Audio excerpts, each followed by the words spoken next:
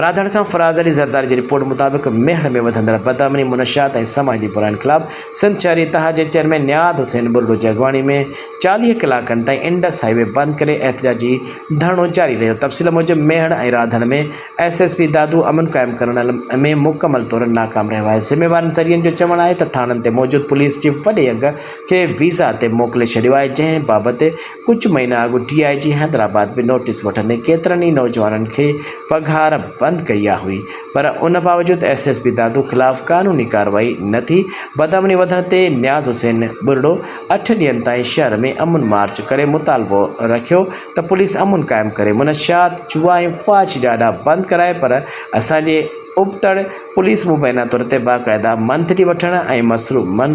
में मसरूफ़ रही, जंहिं सबबु इलाइक़े में चोरियूं, फुरूं, धाड़ा ऐं क़त्ल रोज़मर्रा जो मामूल बणिजी विया। आख़िर में मजबूरन अमन लाइ नियाद हुसैन बुर्डो मेहड़ खां इंडस हाईवे बंदि करे धरणो हयो, जंहिंजो मुतालबो कयो वियो त SSP दादूअ खे हटाए वञे, फुलट में वरितल मोटरसाइकिलूं, रक्षा ऐं रक़म वापसि कराई वञनि ऐं मुनशियात जुआ फाश जा अॾा फौरी तौर ते बंदि कराया वञनि। उन दौरान मेहड़ पुलिस पंहिंजूं ग़लतियूं लिकाइण लाइ एहतिजाज कंदड़ साफ़िन मथां दहशतगर्दी जूं धारदार FIR दाख़िल करे खेनि दॿाइण जी कोशिश पिणु कई, जंहिं ते शहरी हल्कनि में शदीद ग़म ऐं गुस्से जी लहर आहे।